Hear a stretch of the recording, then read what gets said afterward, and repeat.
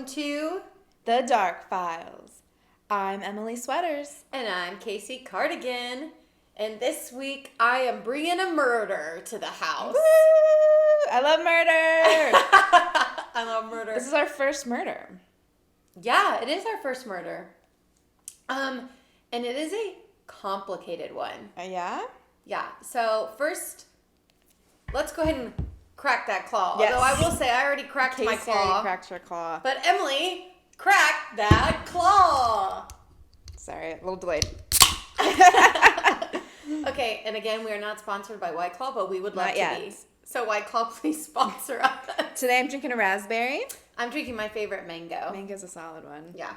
Okay, also, I was going to say, I also love black cherry. Ooh, black cherry. Black cherry, mango, and raspberry are my top three. Those are the best. Lime is Grapefruit is Grapefruit's the worst. Oh, grapefruit, hands down. If your favorite flavor is grapefruit, we can't be friends. You can't be friends. You can't sit with us. Okay, guys. So this week I am teaching Emily about the Pearl Bryan murder. Okay. So first I would like to give a huge shout out to my friend and coworker, Brian Pitts. He is the one that within our first week that we had an episode, he texted me and said, you need to do the Pearl Bryan murder. Okay. So, and I'd never heard of it. It is a Northern Kentucky murder, like a Cincinnati murder. So it's very, very close to home. Yes. And it is fucked up. Like, it is so complicated. So my friend Brian, he got so into it, he told me that he drove to Frankfurt and read through the court transcript, the trial transcripts, and it was a very sensationalized murder. And so the stories that I found online were the sources were kind of confusing because they would vary a little bit, and some of them would totally vary. They'd be totally different. So then I was texting him last night going, okay, what do you hear? What do you know about this? What do you know about this? So he was huge in helping me and sending me pictures and stuff. So I did the best that I could with the sources out there and to create a somewhat concise story, because I really think this could have been a two-parter. Really? It's long. It's a lot. Okay. And it's not necessarily she's murdered. Spoiler alert. I know. But it's just there's so many different things to it, and then I don't know. Yeah, I'm excited. I'm a huge true crime person, and I've never heard of this. Yes, I know. Okay, so first, I want to give, a second shout out to all of the people that do true crime podcasts. Holy shit. This was so much work. Oh my God. And yeah. That's probably why they don't have, they can't have both full-time jobs. Yeah. Because it was, just the sources. Then you have to, see who's right and who's wrong, and it was crazy. But yeah, also, I need to state, excuse me, we just had dinner, so I was getting a little burp. Shout out to Fesslers in Bellevue, Kentucky. Fesslers in Bellevue, it's Fesslers Friday. Fesslers Friday. I didn't know that was a thing until today. Well, it's my thing. Every Friday I order Fesslers. So if anyone wants to ever send me Fesslers, I get a grilled chicken hoagie, just cheese and pickles and a fry. In case you didn't know by the last episode, I'm a very picky eater. And Fesslers, if you would like to sponsor two local hometown gals, let us know. Reach out on Instagram or email. Or just come to my house. You probably have my address. Anyway, okay. So for those that are not from the Cincinnati area or don't know Cincinnati is right on the Ohio River. And it is, you have Indiana on one side, and then you have, to the south, you have Kentucky, just a little geography. Woo. So if you go right over the bridge, you are in what's called Northern Kentucky. Okay, it's not really, it's pretty easy. So there's a place in Northern Kentucky called Bobby Mackey's. Now, Bobby Mackey's you have probably heard of on, Ghost Adventures with Zach Bagans. My favorite person in the world, Zach Bagans. He was on Bobby Mackey's on Portals to Hell with the Jack Osborne show, which I really liked that one. Anyway, so I guess Northern Kentucky rumor is that Pearl Bryan haunts Bobby Mackey's. And I'm here to set the record straight. Kasie, have you ever been to Bobby Mackey's? Yes. It is a depressing establishment. Yeah, I was only there once for a scavenger hunt, and Stephanie rode the bull as part of like the challenge. Yeah, I went there one night with some friends, like just to drink, and it was a terrible decision. It was very sad. It's a terrible decision. Very, very dirty. Oh. But I feel like a lot of people go there. A lot of people go there because of like the legends, I think. Yeah, and they do like haunted tours and stuff. Yeah. But so the rumor is that Pearl Bryan is a ghost that like is haunting Bobby Mackey's. That is not true. Oh, okay, so the reason that even became a rumor is because apparently a ghost told Bobby Mackey's wife that Pearl Bryan was haunting Bobby Mackey's. So I can't speak on behalf of the ghost, but in this whole story, not at one point is Pearl at Bobby Mackey's in the land that used to be Bobby Mackey's. It used to be a slaughterhouse. She was not there at all. Yeah. Like, that is a rumor. Because, like, I was talking about it with some of my coworkers this morning, and one of them said, she's like, yeah, there's rumors that her head's down in the bottom of the portal to hell or in the basement. No. Well, I don't know where her head is, but anyway. But she's spoiler alert, probably she's not, missing a head. Probably not the ghost of Bobby Mackey. Yeah, so I just want to set the record clear. There are probably ghosts there, but she's definitely probably not one of them. There's definitely ghosts there. Yeah, I'm sure there are. It's creepy. We should probably do an episode on Bobby Mackey's. I mean, we have to go. No. COVID definitely is not. I don't want to. With COVID is I'm there. Bobby Mackey's. Yeah. No, COVID is there hanging out in the portal to hell. Jeez. Okay. So, Pearl Bryan. So, the year is 1895 when this goes down. So around this time, you have Jack the Ripper in 1888, and H.H. Holmes in the early 1890s. So, the type of murder has been sensationalized. So, like, that's also kind of around 5. And one of the books that I read, which, I forgot to do my sources. So let me do those really quick. One of them is from the book, The Mysterious Murder of Pearl Bryan, or The Headless Horror. Aww. I know. She's a nice lady. She does look like a nice lady. Yeah. Also, there's like The Gruesome Murder of Pearl Bryan, which was on medium.com, murderbygaslight.com, which that one seemed... They did have some facts, but then some of theirs were like totally confusing. And then another book was The Perils of Pearl Bryan. So, and I had to try and put all those together. All right, Emily, you ready? I'm ready. All right.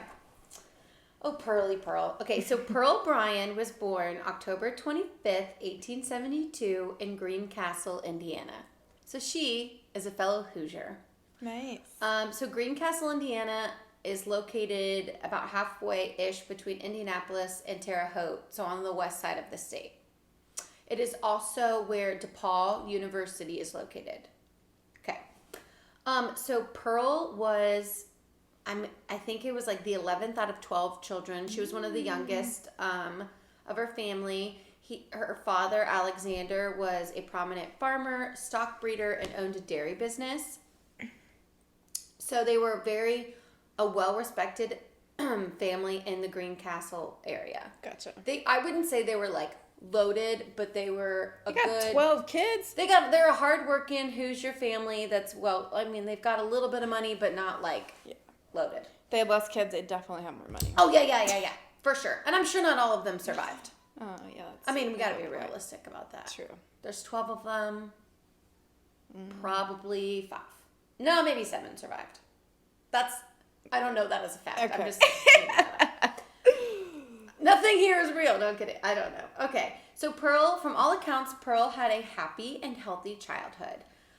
So while she was sometimes stubborn and driven to get what she wanted, she was overall a joy to be around. So she just seemed like a real happy kid. She liked to play with animals and was likable, but sometimes shy.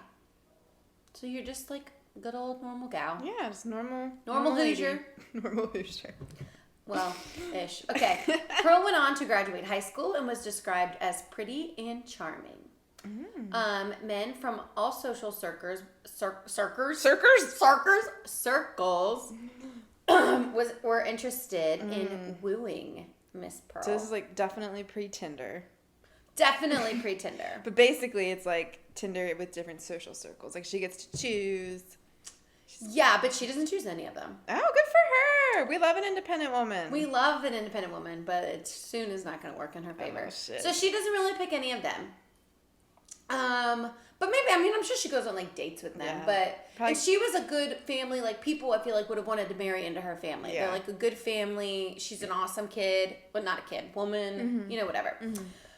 So she has a second cousin named William Wood. Okay. So she and William were very close and spent a lot of time together. And some of the articles, they were like rumors that they were lovers. I was about to ask. But I don't think that was true. Okay. So we're not going into blue people territory this episode. No. I think he was a few years younger. And I just don't think so. Okay. I just don't think they were. But maybe they were. I don't know. Anyway. So, that's kind of Pearl, right? Yes. She's doing her thing. Here we get to stupid douchebag. Scott Jackson was probably about 25 or 27 and an aspiring dentist. So he was from the East Coast, from Jersey. I think he grew up maybe in Maine. His dad was like a ship captain. He came from a very nice, like, well-off family. He had moved to Greencastle with his mother from New Jersey because her daughter from a previous marriage, his stepsister or half-sister, was married to a soon-to-be professor at DePaul University. So the mom moved there to be closer to the sister. Okay, but Scott apparently had a shady background in Jersey. It said that he was involved in embezzling money with a partner from the Pennsylvania Rail Company.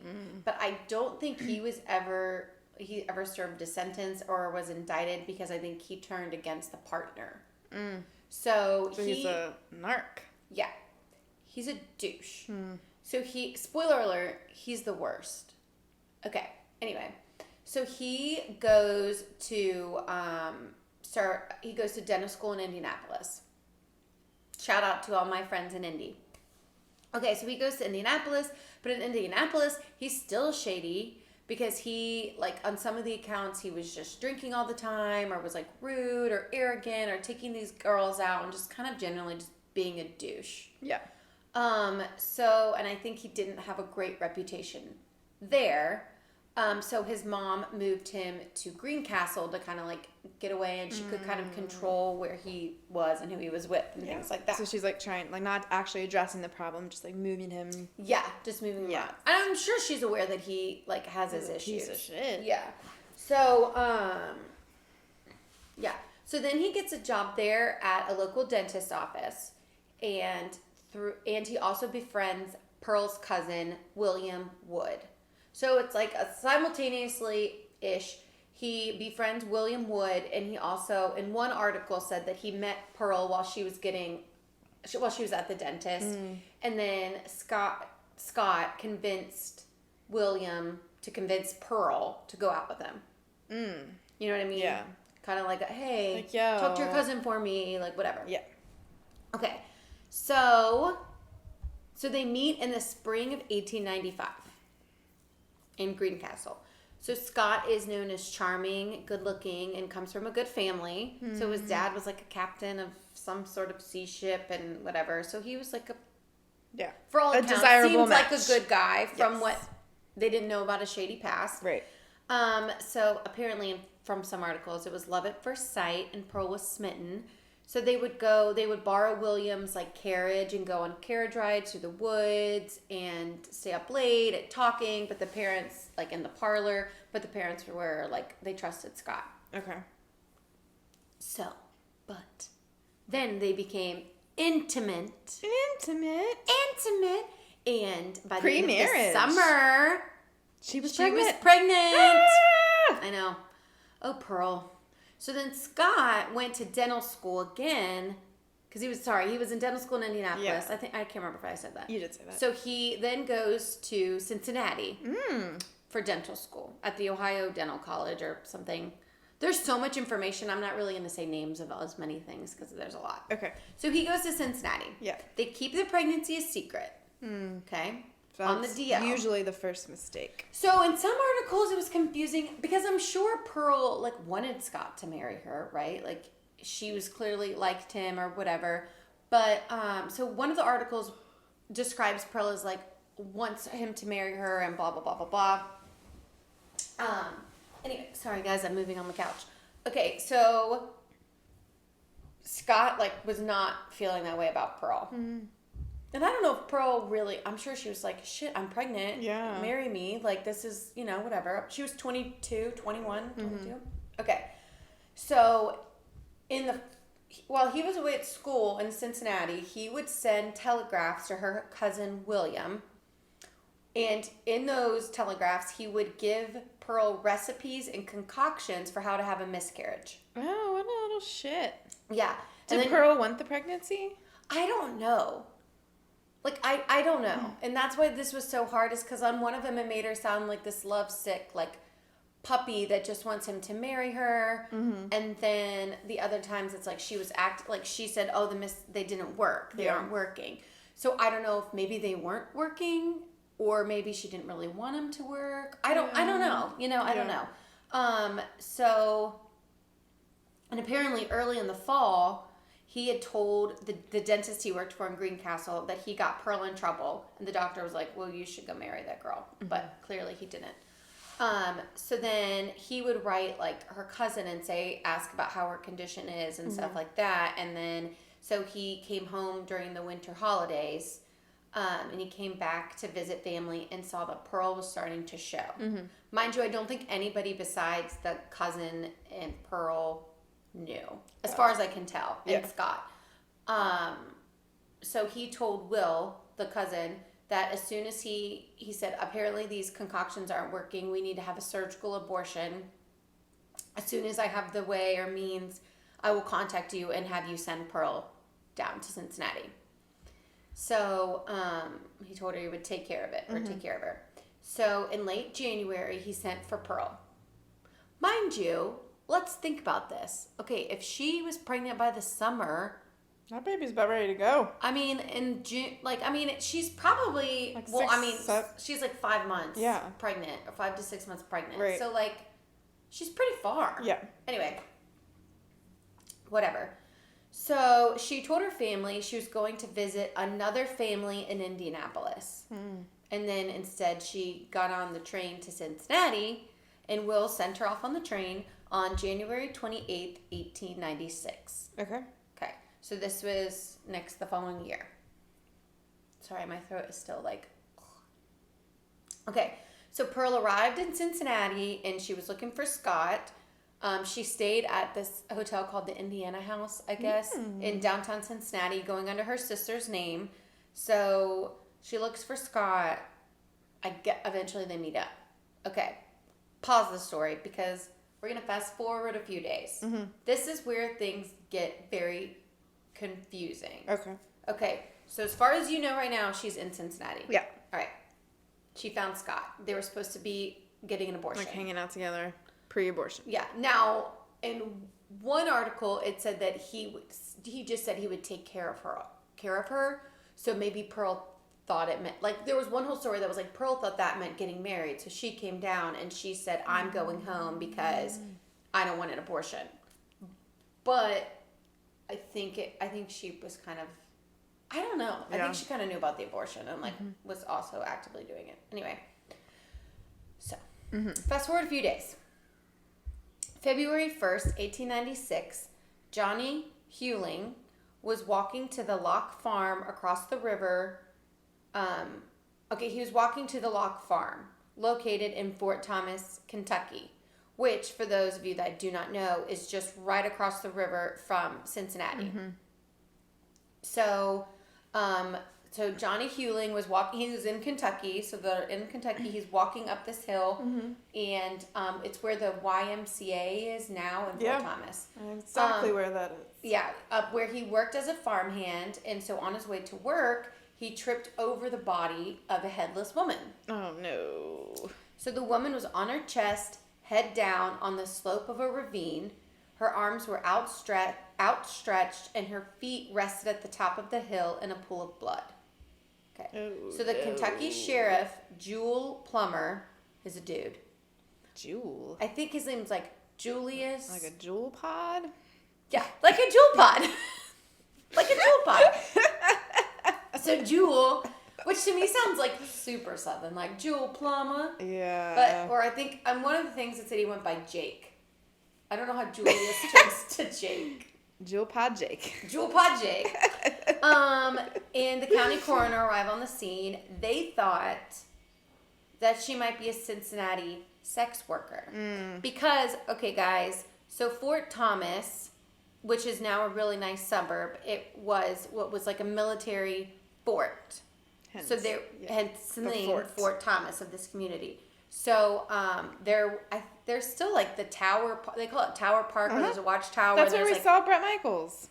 I wasn't there for that one. There. No, I wasn't there. Bret Michaels, you should sponsor our podcast. Bret Michaels sponsor us too, or just come perform for us. Yes, anyway, we love that. So it was a tower.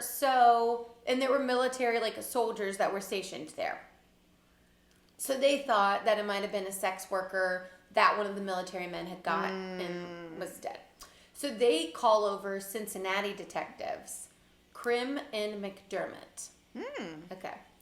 Which kind of sounds like a British TV show. It definitely does, yes. Fun fact, Krim goes on to become some sort of like detective, sheriff, whatever. And then he owned a security agency in Cincinnati. And the agency was in place until like 2005 or something. Huh. Anyway. Cool. So, this is a quote, but Krim located a woman's number 8 shoe on top of the bank and a few strands of blonde hair. She wore a light blue checkered dress, a dark blue skirt, and Union suit underwear. Union suit underwear. Okay. On her hands were tan-colored kid gloves, sliced open from what appeared to be grabbing a knife blade. Ooh. Officers noted that she was shabbily dressed, but I don't think she was that shabbily dressed. I'm thinking she was just murdered and looked like kind of a mess. Yeah, you don't look that great when you're missing your head. Aside from her new shoes, and they were of exceptional quality. So the deep wounds on her hands and arms indicated she put up one hell of a fight. End quote. Her corset was torn off, leaving bloody fingerprints on the clothing. Which is crazy. There was not DNA. They could have found him so fast. Anyway. They also discovered that the victim was about 5 months pregnant and there was cocaine in her system. Okay. If you haven't figured it out by now, Pearl Bryan is the dead How can person. they figure out there's cocaine in her system from back then? I don't know. They took... Well, okay, so what's gross is on one of the things is that they took out the fetus. I heard that they sent it off to New York. Brian, who was helping me with this, he heard that they took it to a pharmacy in Newport, kind of near where that Liberty Bell, that Bell is. Yeah. And that they like had it on display and people could pay to see it. That's probably that same place where my mortgage papers got delivered. Probably. That is definitely where your mortgage papers So, but I don't think it's a pharmacy anymore. It's not. No. So side story, I bought my first house this year. At the same time, my cat was dying, and I got a UPS notification saying there was a pickup for me at the pharmacy, Walgreens. I figured it was Hopper's pain medication. We get there, and it's my mortgage paperwork. Yeah. It was so weird. Pharmacy. It was so weird. But no. We're talking like downtown Newport, like Gotcha. by the courthouse. Yeah. Okay. Anyway, so they also realized that footprints and the bushes and on the ground were ruined because, back then, visitors could just come to the crime scene. People would flock to see the crime scene, which is freaking bananas to me. Yeah. Like, at what point, and I know there's probably plenty of comedians that have, made jokes about this, but, that you could just be like, well, let's look. Oh, look, there's blood, and just run your fingers all over your body. Well, let's clean it up. And they would, charge people and sometimes to come see stuff like that. It's bananas. So, okay. So, the detectives, the Cincinnati detectives, did not recognize the body as a local sex worker. So, apparently they knew all of them. And they didn't recognize her. Okay. So, I saw one thing that said they posted information and descriptions about the body to get a lead on who the victim was. So, then what I also read, and my friend researched it, that her body was laid out at the coroner's office or wherever in Newport, and that prominent people in society, whoever, could come and just look at her body. So that is when I'm pretty sure, this is when I also got a little iffy, but so a local Newport, Kentucky shoemaker, Louis Pook or Pock, it's Poock, whatever. Somebody will comment or somebody will tell me in person that I said that I hope wrong. it's Pook because that sounds really fun. Louis Pook, I know. I'm sure if my friends, if you're listening, I know you'll probably Google it and text it to me. Okay. Knew what those, so there were numbers on the shoe. It was like 22-1162, 458. Something like that. Okay. So on the shoe, at Louis, the shoemaker, knew what those numbers meant. Whether he found them on a newspaper or whether he saw the body, I think he kind of saw the body and saw the shoe. So he discovered, because he knew shoemaker shit, Yeah. that the shoemaker was from Portsmouth, Ohio. I also think they just let him take a shoe. I think they just like, shoe, buddy. have a shoe. See a body, get a shoe. That's whatever. So he then found out that the shoemaker sold 12 pairs of shoes to a store in Greencastle, Indiana. Where our girl's from. Where that's our girl, the Hoosier. All right, oh yeah, that's where it says that he took the shoe. Okay, so he gave this information to the detectives. He was like, hey, look, this is what I've got, blah, blah, blah. So at this point, I think it was the sheriff in Kentucky, and I don't know if one of the Cincinnati detectives was also there, because at this point, it's a Kentucky crime. Right. So they go up to Greencastle and they find like the store kept record of every person that bought the shoe. So 9 of the 12 had been sold, I think. And 7 of the 9 people that bought the shoe had been accounted for.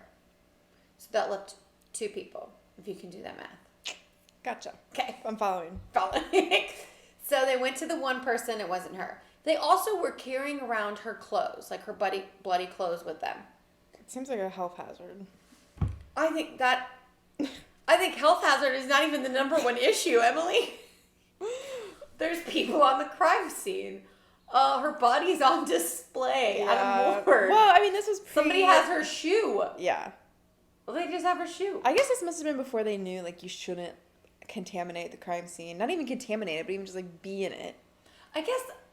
Yeah, but don't you think but I guess because they didn't have any way to collect DNA or anything, so why would it matter? Yeah. I don't even know when, like, fingerprinting became a thing. I don't know either. Let's investigate that. Yeah, later. We should probably know that. Okay, we should know that if we're going to talk about murder. Yes. Okay. Oh, gosh, guys. Let's see. Where are we at? Okay, so they finally find the last person who bought the shoe. And she's like, it ain't Pearl. me, I'm alive. So they go to Pearl's family, and they're like, hey, has your daughter been accounted for? And they're like, well, she's supposed to be in Indianapolis. But she lied. So then, I guess quickly or something, they get a telegraph that's like, she's not in Indianapolis. Then, I don't know how it actually worked, but then I pictured the detectives being like, well, what about this? And like, all of her bloody clothes are in a bag or something. And so, but then the parents were like, yeah, we recognize them. Because it was a dress that her mom had made, and it was her sister's, it was a hand-me-down. Poor baby. Yeah, and then Brian, who's the friend that helped me, guys, you've probably heard about him a lot in this episode, he also said that he read that Pearl had some sort of, I don't know if it was a foot deformity, but like some sort of, something that was like signify that it was her, that her family knew about. Maybe it's like my toes, you can't see them right now, but my second toe is significantly larger than my big toe. How much is significantly? Like a solid joint. Wow. Okay. Yeah. Is mine that big? Is yours? No, mine's up. Yeah, mine's definitely larger Okay. than yours. Sorry, guys. Total side note. Yeah. Okay. So they figured out that it was her body. They figured out it was Pearl was the missing person. We know that it's Pearl. Oh. Do we know where her head is? Guys, I can't believe I forgot to tell you this. Her head was missing from this scene. You said that. Did I say that? Yeah, you said it was headless. Okay. Yeah. Okay, gosh. Sorry. It's been a long day, and I've been researching this story for a long time. Okay, her head was missing. Spoiler alert. If you couldn't tell when I read it earlier that said the headless horror. I can't say that ever. Okay. Anyway. So somehow they were like inquiring about Pearl's life, and they came to suspect Scott Jackson. Okay. Definite suspect. Clearly. So then William Wood, I'm thinking William Wood maybe is the one that like told him. Yeah. Or Or like probably like, somebody- yo, my friend knocked her up. Yeah, I'm sure. That's probably exactly what he said. It's like, yo. Okay. So yeah. All right. So the detectives go back to Cincinnati and arrest Scott Jackson. Okay. Good. A few hours later, they're going to arrest a person that I have not mentioned yet. Ooh. So a few hours later, they arrest Scott Jackson's roommate, 19-year-old Alonzo Walling. Okay. So Alonzo and Jackson had met at dental school in Indianapolis. And somehow they both ended up at Cincinnati's dental school, found each other, and lived and shared a room. Like, they were roommates, whatever. So in the book that I was just reading before you got here to look over my notes, it said that they would have never even arrested Walling had Jackson not been like, he said, hasn't Walling been arrested yet? And they were like, who is that? Why would he be arrested? And then he was like, oh, never mind. And then like, just, I don't know. He's just a shady dude. So a little sketchy pants. Yeah, he's so sketchy. Anyway, so Jackson claims he left Pearl with Alonzo on Wednesday night so that Alonzo could perform the abortion. That's one article What? that I read. The dentist is going to do the abortion? This is where it gets so confusing, guys. Like, this was so confusing to me because almost every single story was different, and then a lot of them were compiled into these like books and articles, but all of the stories were so fucking different, and the boys kept lying. Yeah. Like, they lied the whole Little time. shitheads. I know. Okay. So Walling claims that Jackson murdered her in cold blood because at one point he said that Scott Jackson lured her there for an abortion and to die. Like, he's like, oh yeah, I'm gonna, kill her, and Walling was like not cool with it. Okay. So with neither one of them confessing, the cops had to build a circumstantial case. Right. Okay. So now, to recap, both Scott Jackson and Alonzo Walling are arrested. Yes. Okay, for the murder. And at this point, it is still a Kentucky crime because the body is in Kentucky. Now, throughout the whole trial, the defense is trying to argue that the crime happened in Ohio. And so that, in fact, they should be sent over to Ohio. Mm-hmm. And then they're also claiming that they didn't do it. It was very, you know what I mean? But so the Ohio-Kentucky thing is a big controversy. Sure. Kentucky wants it because they're like, no, it happened here. And Ohio, I don't really know if I don't even think Ohio cared, to be honest with you. But I'm wondering if they wanted it over in Ohio, if maybe Ohio is more lenient. Maybe. I don't know. That was like the age of Porkopolis. What? That's what they used to call Cincinnati. Okay. I was like, because that's when we had all the pork. Like, it was like a meat. Oh. That's why the pig is our little mascot. Oh, that makes sense why the pig is our little mascot. Yeah. Okay. Sorry. I have heard that before. Okay. Anyway. So this is what I'm going to tell you now is the circumstantial case. The best that I could find it. Okay. So quick recap. Pearl is dead. Headless. They do not know where her head is. Gotcha. Okay. They don't know where the head is. Scott Jackson and Alonzo Walling have both been arrested. And they're both on trial for murder. Currently, they're just arrested, but they will be on trial. Okay. So they're trying to build a case against them because there's no DNA proof, and neither one of them are confessing. Right. Okay. So both of the men say that on Wednesday they saw her for the last time. Or then they change it to sometimes they haven't seen him on Tuesday. Mm-hmm. Then apparently it changes to sometimes Friday. Yeah. But this is what I can get as the cops' timeline of events. Mm-hmm. So Tuesday, I think she arrives. She finds Scott Jackson. And I'm just calling him Scott because there's another Jackson that comes into the story in a second. Oh, sketchy. Yeah, so Scott. Okay. So on Wednesday, she was identified in the Hockett Brothers piano shop in downtown Cincinnati. She was excited for her parents to have a piano at home. She left her parents' address at the store and then met up with a man on the street. Mm-hmm. And then I don't know if it was Wednesday, but one of the days they were spotted at potentially a pharmacy in Bellevue. So they spotted a blonde woman with another man somewhere in Bellevue, in our neck of the woods. Mm-hmm. So then Thursday, Pearl goes to see Mrs. Plymouth Weeks, a spiritualist, for a reading. Plymouth Weeks.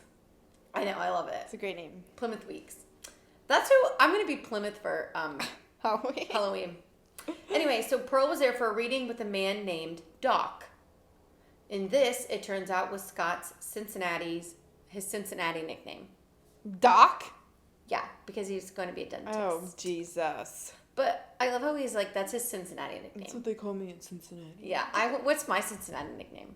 DJ Cash. Nobody calls me that. No, outside of Cincinnati. Just kidding. Everybody calls me DJ Cash. Everybody. Cash money, make those beats rain. Okay. So, on Friday, January 31st, my half birthday, Alonzo, Scott, and Pearl were all seen at this restaurant bar called Wallingford's in Cincinnati. So Alonzo and Scott were regulars at Wallingford's, so the people there definitely recognized them and saw them with a blonde woman and then leave in a horse cab driven by a third man. Okay. So the third man is named George Jackson, which is where, So what I think happened is that earlier in the day, Alonzo Walling, or Lonnie as his nickname, sorry guys, Lonnie, offered $10 to Jackson or whoever was at that the stable that he worked out in Mount Auburn to drive them over the river into Kentucky that night. So he comes like to pick them up because $10 back then is a lot.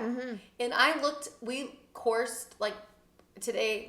He showed me the route that they would have taken, and it was like downtown Bengal Stadium side downtown, downtown over what's now Taylor Southgate, through Newport, down Licking Pike, past Bobby Mackey's, up Johns Hill Road by NKU, over 27 onto Alexandria Pike, and taking that. So it was a long way to get to where they were in Fort Thomas by the fort. And I guess this is before 75. Yeah, I must. Because I'm like, why is it taking so long? So it was a long route. Yeah. Anyway, so George picks them up, and it comes into play, but he is black. Okay. So he picks them up, and there's two men and a blonde woman get in the cab. He's just a regular cab driver. Wagon. Well, it's not a cab, but like a horse wagon. Okay. Cab. Yes, he's just like, I think he works at the stables. Okay, gotcha. So they were like, hey, we're going to rent this wagon, can you just drive us? Okay. Or something like that. Yeah. So they're going over, and the woman in the back is moaning in pain. And so at one point, George tried to stop, and he's like, I want to end this. Lonnie was up in the front with him, because remember, it's like a carriage, it's like a horse carriage. Yeah. Lonnie put the gun up to him and was like, threatened him, like, if you do, I'll fucking shoot your brains out. Oh my God. Like that. So he's like, okay, and he kept driving, and he stopped at where the now YMCA is in Fort Thomas, up that hill. So he stops, and they get out of the cab, and so what I'm guessing is Scott, because Lonnie was in the front, Scott has a woman who, like, can barely stand up and is, like, moaning in pain. And they walk up the hill, like up a hill and wherever they go. And so George, who is a black man in what is in northern Kentucky now in the middle of nowhere, is like, I'm getting out of here. And he takes off by foot and leaves. Hell yeah, he does. Yeah, he's like, I'm getting out. Yeah. So, so they do that. And then, so George is really one that comes forward and says that he identifies Scott and I think Lonnie too. Good for George. But there was some controversy because they tried to play the race card. Yeah. They tried to say that he was involved in shady stuff up like near Dayton, not Dayton, Kentucky, Dayton, Ohio. But his testimony stuck through because like what incentive does he have to lie about this? Well, good for him, like especially being a black man at that time against these two white fucking Trumper douchebags. Yeah. Like, so, he came out against them. And so when this murder happened, like, I mean, you have this young white woman and her baby Like, people, it was national news. Really?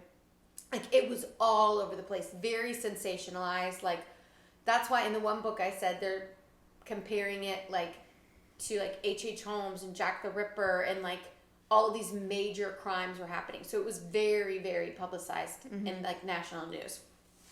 So I think people, like, they were just trying to nail him down any way they could. So then other circumstantial evidence they have is that there was another witness that said that later, like, on that Friday night, Jackson and Walling, so Jackson and Walling gave the bartender Pearl's, it's not really a purse, it's like a valise or a valise, like basically like her little suitcase, like her little bag. So they came back and gave it to the bartender and said, keep an eye on it. The bartender says whatever was in there was heavy and it felt round. So the next day, Scott came back to retrieve the bag, and he then gave the bag to another bartender at a different bar, at Cougar's, I think. Not to be confused with Kruger's in OTR, but Cougar's, I think. So that bartender opened the bag, and it was empty but covered in blood. Yeah. So during the trial, the bartender gave the bag to the sheriff, and at some point, it was also revealed that the men had dumped clothing from that bag into the river. So, like, this is where it's kind of confusing because the stories were all over the place. So I'm just trying to pile up the evidence as I can. Right. So, so I think they believe that her head was in the bag. Yeah, that's what it and sounds then like. they did something with it. But there's evidence, like in the court transcript or one of the transcripts, it says something about him throwing clothes into the river. I wonder if that was like a common practice back then, like if you were traveling, just to give the bartender your bag, and like 'cause it didn't seem like it was like questioned or like odd. Yeah, I guess, or like maybe, hey, just hang on to this for a minute, or like maybe he could have lied and said like, oh, she left. I don't really know, but yeah. I know when I ask a bartender to like charge my phone behind the bar, they're definitely not very nice to me. Yeah, they're So definitely if I gave them a bag with a head in it, I don't think I'd get received very well. But do you think if you were given this bag as a bartender that seemed heavy? I'd look in it. But would you though? Yes. Let me tell you a story. When I worked at Rimke, this person left their phone there. Okay. Which happened a lot. So when they would leave their phone, I would get into the contacts and look for like home or like mom and call and be like, hi, like this person left their phone at Rimke, yada, yada, yada. So I do this with this phone, and whoever was mom. Back before passcodes, obviously. Yeah, this is like BlackBerry, like era. Okay. Like I'm old. Yeah. Yeah. So anyway, so I call, and it said mom, like in contact, it said mom. So I call, and a man answers. And I'm like, hi, this is Emily at Rimke. This phone was left here. And they go, I don't know what you're talking about. And hang up. So then I got into their messages, and they're a drug dealer. And they have got all these messages like, hey, can I get some Xannies? And I'm like 19 years old, just opening up every single one of these messages. No shame. All night long. The phone's going off. Yo, man, if you don't have them, it's fine. Like, don't. Like, people are just blowing this person up wanting their drugs. And I'm just opening every single message. We closed. I put the phone in the safe. That's what we did when people left things there. And then when I'm surprised you wouldn't have just taken it. When I came back, they'd come and picked it up. And I was like, this is like back in the day when like every single message was like a new thing. Like you didn't have threads. Oh, and so every single one of these have been opened. And I was like afraid the guy or girl, I don't even know who it was, how old, gender, but I was afraid they were going to like say something to my manager. But then I'm like, no, you're a drug dealer. You're not going to say to my manager. Shit. To answer your question, I would look into the bag. Okay, so you would definitely. Yes. I don't know that I would have. I feel like I'd be violating privacy. Clearly, I don't have as much. I'm surprised you didn't get murdered or something. Yeah, I know. Okay. Yeah. So at some point they had taken clothing out of the bag. Yeah. And like thrown it in the river, and maybe she had like a coat, I think, or something. So they must have thrown things in the river. I don't know if it's the Ohio or the Licking, but throw something in the river. Okay. So then also the waiter and bartender at the bar on Friday night said that Scott was in a closed curtain booth with Pearl. I guess they used to have those. I've seen those in some places. Yeah. Which for privacy, you go in for privacy. But while the waiter was there, getting their drinks or whatever, he saw, what's his face, Scott, slip something into Pearl's drink. Probably cocaine. Yeah, for sure. Because I also think I read in one of them that he went to a pharmacy earlier that day and got like a concoction of shit. That's the thing is like these guys, if you want to do a deep dive, do one on this murder. It's insane. Like, because there's so many different stories. It's so crazy. Anyway, they also saw them meet up with Walling when they left. So, from what I can gather, they were in the bar. They were in the booth, whatever. He poisoned her. They met up with Walling outside the bar. And then they got into the cab. And then drove over to Fort Thomas. Yeah. Kentucky. And she was moaning in pain in the And back she was of the like kind seat. of slumped over, moaning in pain, whatever. So then, furthermore, during the trial, they presented that the blood spatter found at the scene indicated that she was alive when she died. So, which was really important because that meant that it was a Kentucky crime and not an Ohio crime. So, the blood spatter said that she died from the knife wound to her neck, like So slicing her neck cut off. Yeah. Yeah. So, they also said that she would have died later on Friday night because her clothes were dry and it rained until close to 10 p.m. Friday night. So they would have been later, which matched the timeline with whatever everything they'd been giving. Yeah. So, because I think some of the defense, like I said earlier, was trying to argue that whatever happened in Ohio, not Kentucky. Right. But then later on they changed that story. Yeah. I'll get to that. Okay. In their lies. It's so fucking confusing. Okay. So then, hold up, guys. During Scott's trial, so this is all Scott's trial first, because he's really like the big one you want to get down. I think Lonnie, aka Alonzo, was just kind of like, he got sucked in by Scott. Like he was younger and just kind of like a, you know, whatever. He was also from Indiana. He was from Mount Carmel / like Brookville, Indiana. So anyway, during Scott's trial, Pearl's cousin Will, reported that Scott had told him about the relationship, but then he said, however, I cannot show you any of his letters since he instructed me to burn all of them after I read them. Like, how sketchy is that? Yeah, that is If you were sketchy. the cousin, I'd be like, why do you want me to burn it? Like, what?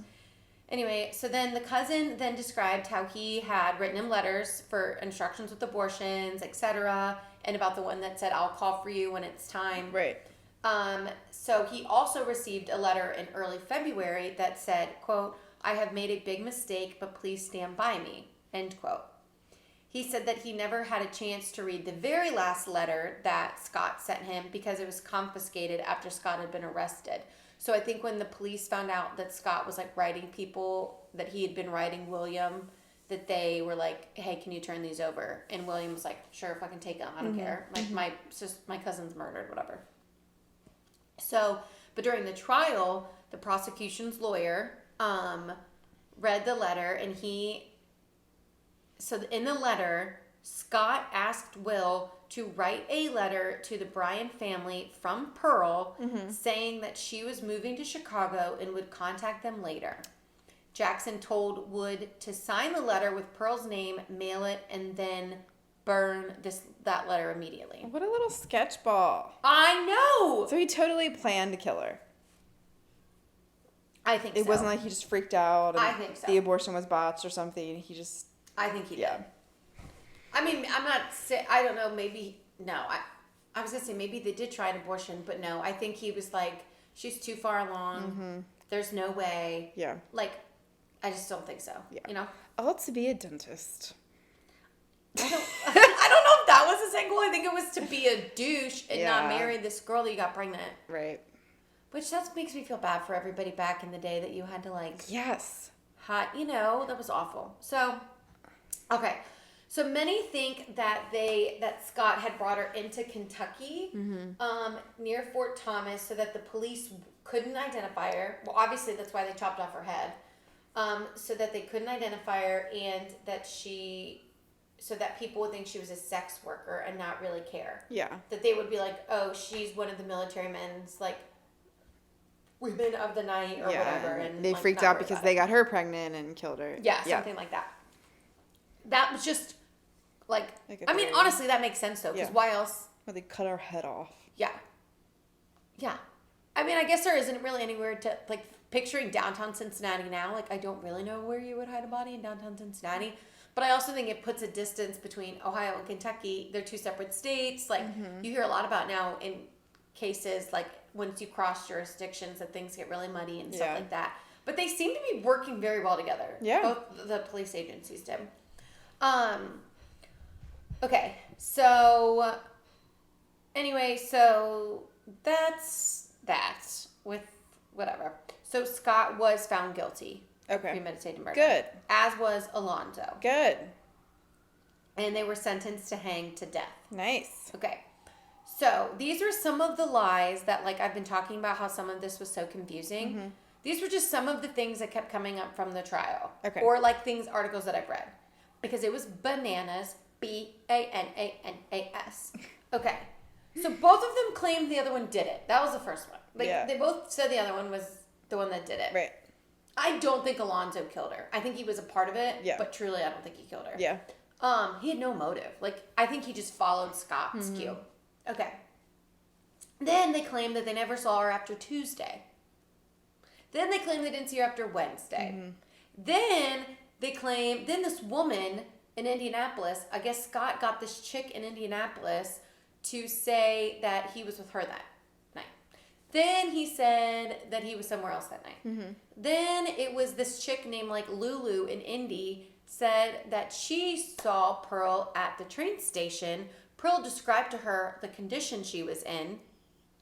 And then, so Lulu, or whatever her name was, gave Pearl a concoction at the fucking train station. Pearl takes it and dies in Scott's dorm room. This is one story that they present, but somebody, like a lead that somebody came up with. Sure. The other one that potentially had sustainability-ish was that they were going to get an abortion in Kentucky at this doctor's office. People, like, apparently attested to it, and that the abortion went wrong, and the doctor sliced her neck off so that people wouldn't identify her. But the abortion, like, they put cocaine and stuff in her system because that was widely accessible. Like, you could easily go to the store and get it. Yeah. And it was used as a anesthesia. Not antihistamine, that's like an allergy pill. Yeah. You know, anesthesia. Yeah. Anesthesia.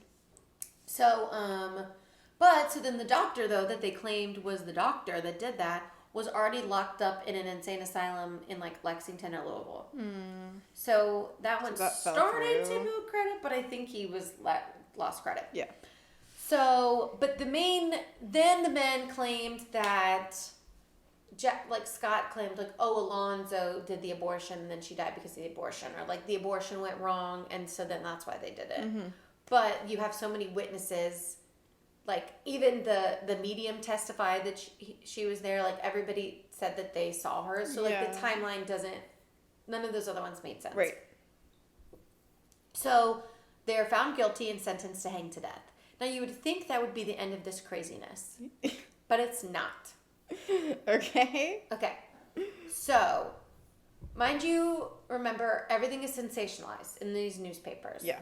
And the people around here are pissed. I mean, like, you have a woman who's dead, a young woman, you know, like, everyone wants these murderers to hang. Like, there's H.H. Holmes, Jack the Ripper, like, people even went so much as in one of the articles, it said that Scott Jackson's skull resembled the skull of a serial killer like H.H. Holmes' skull, which made him the killer, and Alonzo's matched the skull of, like, a loser. Yeah, that's like Essentially. phrenology. Yeah.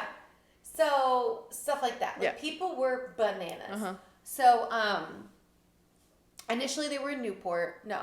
They were arrested in Cincinnati. I think they moved to Newport because they realized, it's a Kentucky crime, whatever. Then they moved to Covington to await their sentence, await their hanging. Yeah. Okay. So they're in Covington. Then people astound me. Women are, like, flocking to them.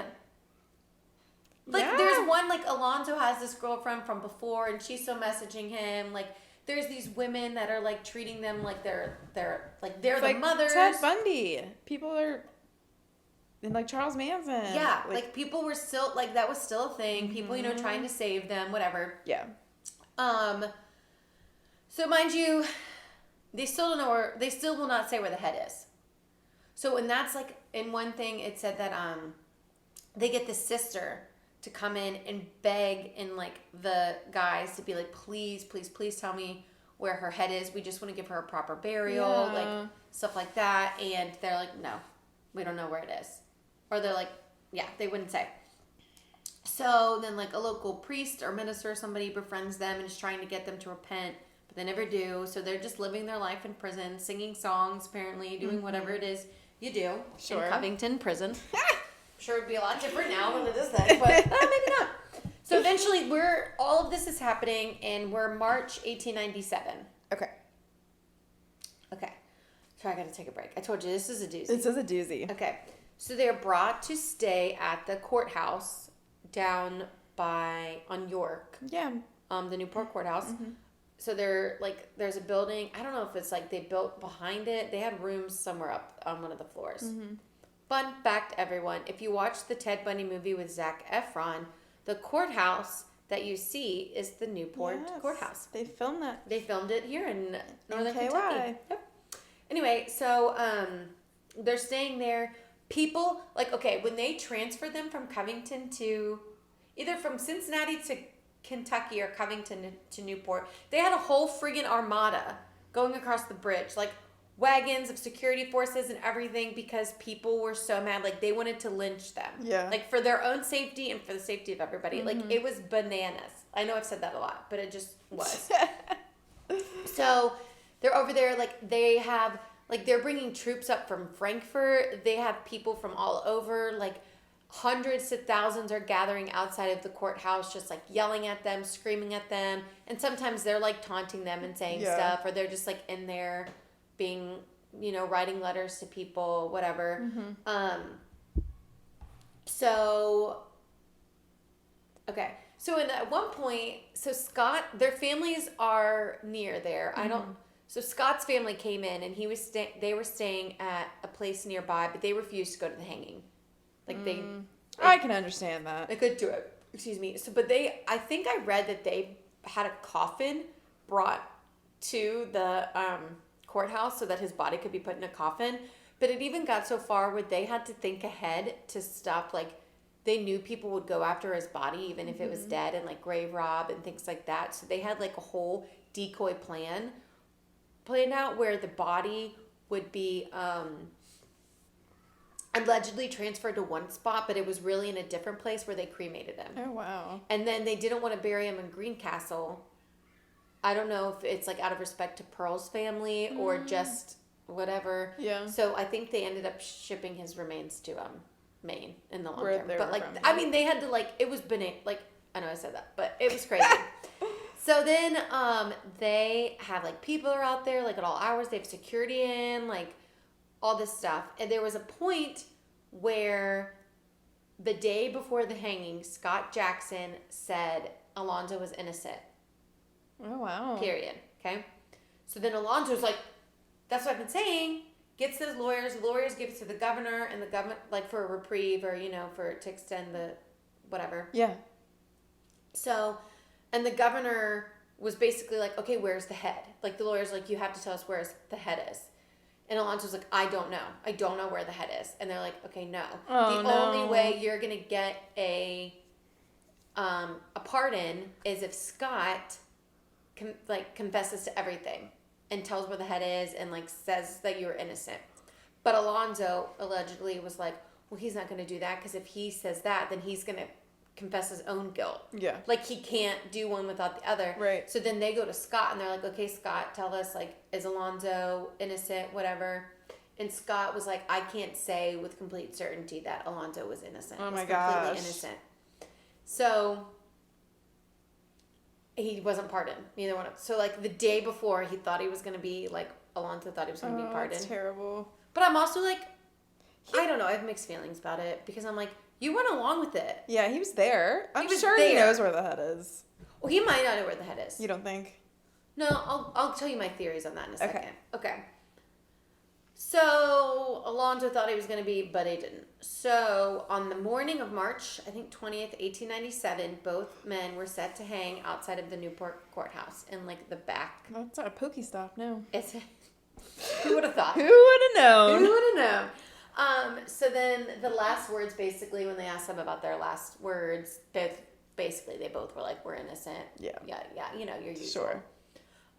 So the sheriff, what'd you call him? Joel Pod Jake, and they get a sheriff from Bracken County to come and do the hanging. Mm-hmm. I guess they were not like seasoned professionals at this, apparently. So they do it, and their necks don't break. They drop, and they don't die right away. Oh my god, this is the never-ending story. They sit there and they hang and strangle to death for like 20 minutes. God, that's terrible. But people were now happy that they felt they're like, yeah, he's finally like got what he deserved, whatever. Mm-hmm. So people were happy. And then they were pronounced dead. Scott first, and then Alonzo like 2 minutes later. Mm. But they literally just sat there like strangling to death. That reminds me of that scene from The Mummy. When Brendan Fraser's neck doesn't snap. Oh, yeah. I love Mummy. Anytime you can throw a Mummy in, a Mummy reference in. But, so then Alonzo was buried up in Mount Carmel next to his mom, eventually his mom. And Scott, I guess, is somewhere, maybe in Maine, his ashes, whatever. Damn. So theories on where the head could be. Yeah. One theory, which is not true, is that it's buried in the basement of Bobby Mackey. One of them said that Alonzo used the head for devil worshipping. I'm like, I don't think that's true. I think he was like a lackey. I think he just went along with it. Yeah.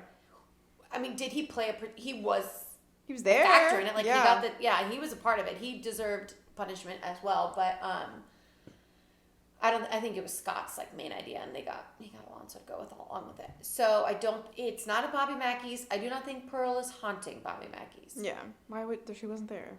Yeah, from what I gather, she was not there. Mm-hmm. Besides when she maybe took that ride up the Licking Pike. She said, "Look at that shithole. We're never going in there." She's like, curse that. Maybe she is just to fuck with people. But no, I don't think she is. And then one theory is that they threw the head into the river. Another theory that I read was that they sold it to a medical school. That to me seems a little obvious. Yeah, though. I went to medical school yeah. Like, yo, we have your head. Yeah. Oh, wait, that looked familiar. Were we just dissecting that? The other one was that they used the crematorium or at the school, at the dental school. Like, wherever they were, they used and to burn the head. Yeah. So, and I think from what Brian was telling me that the fetus, he thought it was on display in Newport, and the family got it back to have her buried with Pearl. So Pearl is buried in their family cemetery in Greencastle. Gotcha.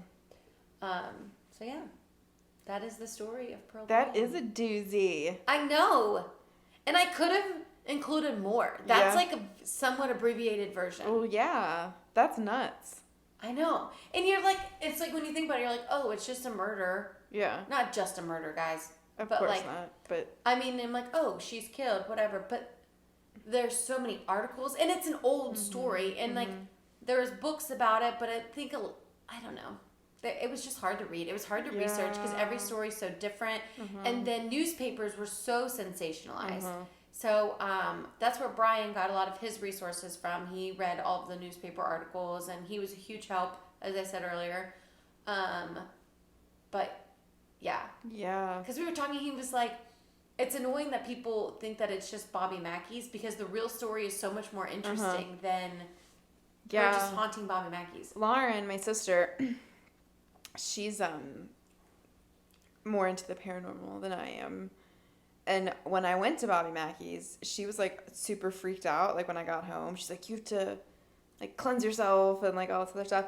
But I've heard, and she's told me that if you're pregnant, you should not go to Bobby Mackey's. Yes. Is that related to this Pearl conspiracy? No. So I think what I've heard about, what I've seen and watched with Bobby Mackey is there was the owner's daughter. I can't remember her name now. Little Mackie. No, it wasn't Pearl. Joanna was pregnant by some guy, and he wanted to marry her or something. The dad didn't, so the dad killed him, and then the daughter then killed herself and the dad, maybe. No. And she's the pregnant person that's haunting. That haunts the place. I see. That makes sense. I don't think it's Pearl. Yeah, I don't think so. That wouldn't make sense. I would understand if Pearl was haunting somebody. Like, shit. Yeah, she's probably haunting that YMCA. Probably. We should go find it. I'm pretty sure my sister used to work at that one. And it's like right up the edge. Mm-hmm. I think that's where Brian said that he thought it was, like, if you follow the pike, like the route, and that it's now like flattened, but it used to be like a big hill, and he thinks the farmhouse is still there because it looks like a big old farmhouse that you would like walk through the field, which is where the guy would have gone to go up the hill to go over to the farmhouse for work. So I think it's a sad story. That's really sad.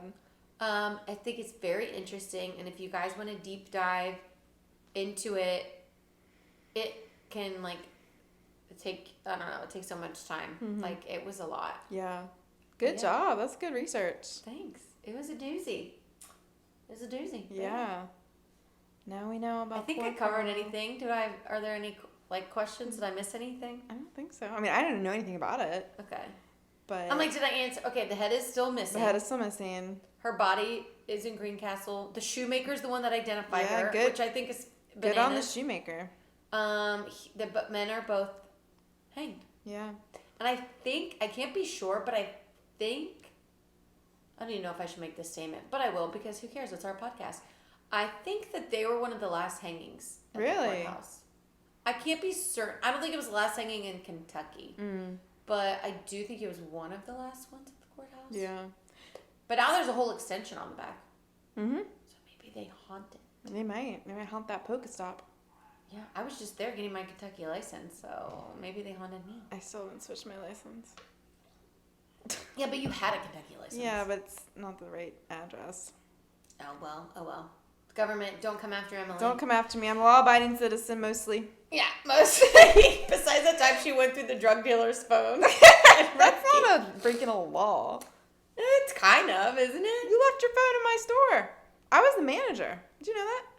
How old were you? Like 19. And you were the manager. I was the customer service, like, Aw, manager. so proud of you. Thanks. Well, hopefully that drug dealer is not still a person. Doesn't sound like they were like a harsh drug dealer, though. I mean, they were dealing prescription pain medicine.